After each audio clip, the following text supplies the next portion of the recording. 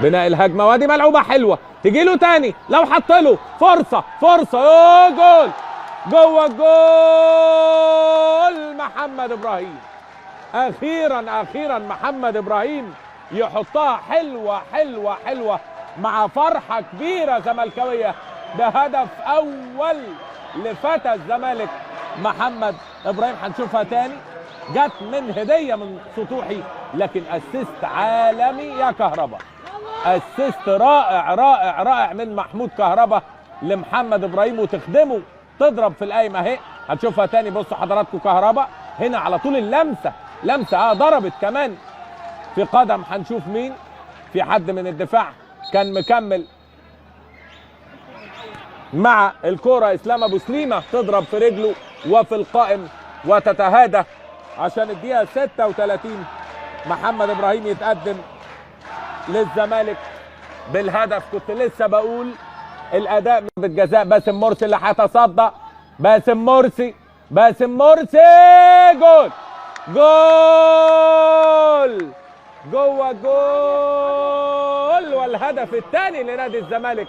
باسم مرسي من ضربة جزاء يحتسبها محمود بسيوني، تضرب يا دوبك كده في القايم اليمين وتتهادى داخل الشباك عشان يبقى الهدف الثاني للزمالك في بداية الشوط الثاني، وتصبح النتيجة 2-0. شاطها باسم بشكل كويس، رايح معاها عمرو حسام، لكن قلت لحضراتكم في اقصى الزاويه وتضرب يا دوب كده تحف بالقايم اليمين وداخل الشباك. مساحه مصطفى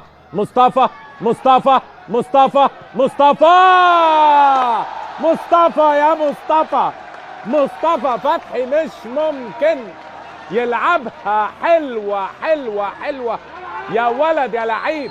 حاجات اللعيبه الكبار دي من مصطفى فتحي، يمشي ويحطها بعد ما مشي بالعرض كويس قوي من البدايه، من الباص الحلو لمحمد ابراهيم وبرؤيه كبيره جدا. يا ولد يا لعيب يا كبير، في المقص اليمين لمرمى عمرو حسام.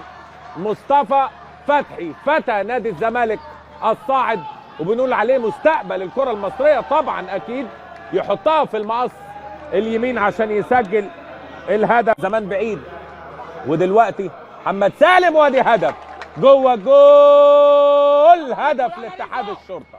لسه كان الراجل بيجيب التبديل وتتلعب الكره على طول ويحطها حلوه على شمال جنش، يبقى الهدف الاول لاتحاد الشرطه. اتلعبت الكره على طول، بقول لحضراتكم اثناء التبديل، ادي خدمت الراجل وراحت له. اعتقد انه سعيد كمال، سعيد كمال هو اللي سجل في الدقيقه 73. جات له هديه كره ويركنها حلوه على شمال جنش. وادي فرصه تاني، وادي علي جاب فرصه الجول الثاني، جول للشرطه، جوه جول الهدف الثاني للشرطه.